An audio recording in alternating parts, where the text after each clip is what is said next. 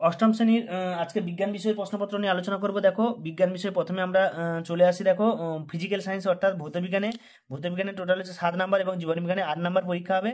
তো একে দেখে পারদের ঘনত্ব এখানে কত দিয়েছে, কাঁচকে সিল্ক বা রেশম দিয়ে ঘষলে কোনটিতে ধনাত্মক এবং কোনটিতে ঋণাত্মক আধান আহিত হবে সেটা লিখতে বলেছে। কোন পক্ষাতা বিজ্ঞানীরা পরীক্ষা থেকে তড়িতের প্রকৃত সম্বন্ধে প্রাথমিক ইঙ্গিত পাওয়া যায়, এখানে দেখবে তড়িৎ সম্বন্ধে বেঞ্জামিন ফ্রাঙ্কলিন হয়। এসআই পদ্ধতিতে জি এর গড় মান কত, 9.8। এখানে এসআই পদ্ধতি বলছে 9.8 মিটার পার সেকেন্ড স্কয়ার, এখানে লিখবে জি এর মান। তারপরে বলছে চার দিকে দেখো, এখানে আমি এক প্রকার বল, যখন কোনো বস্তুকে আমার তরলে ডোবানো হয় তখন ওই বস্তুর উপর দিকে আমি প্রয়োগ করি, সেটা কি, এখানে হবে প্রবতা বল। নিউটন কোন কে আবিষ্কার করে, এখানে দিয়েছে দেখো অমিল দিয়েছে না মিলিয়ে, এটা স্যাডউইক হবে। এবং পচা ডিমের গন্ধ থেকে কি পাওয়া যাবে, হাইড্রোজেন সালফাইড, কি হবে, হাইড্রোজেন সালফাইড। তারপরে 6 দেখ বলছে উদাহরণসহ সমযোজী যুগের বৈশিষ্ট্য এবং আইসোটোপ আইসোবার কাকে বলে, আইসোটোপ আইসোবার কি। এরপরে দেখো আমরা পরিবেশ জীবনবিজ্ঞানে চলে আসি। চোখের রেটিনায় মৃদু আলো শোষণে সক্ষম কোন কোষ হচ্ছে, কোষটার নাম কি।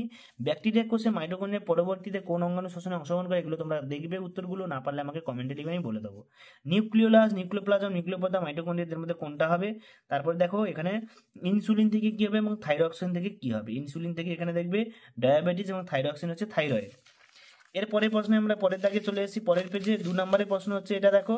প্রথমে বলেছে প্রাণীদের আবরণী করার কাজ, লাইসোজোম ও গলজি বলজির কাজ লেখো।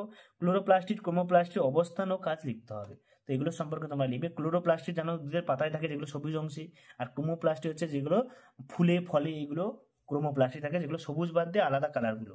তো এই হচ্ছে তোমাদের টোটাল 7-8 প্রশ্নপত্র বিজ্ঞানে। তো তোমরা যেগুলো যেগুলো পারবে আমাকে বলবে এবং যেগুলো পারবে না কমেন্টে লিখবে, দাগ নাম্বার দিয়ে আমি সেগুলো আলোচনা করবো। দেখা যাচ্ছে পরের ভিডিওতে আমরা গণিত প্রশ্নপত্র নিয়ে আলোচনা করব।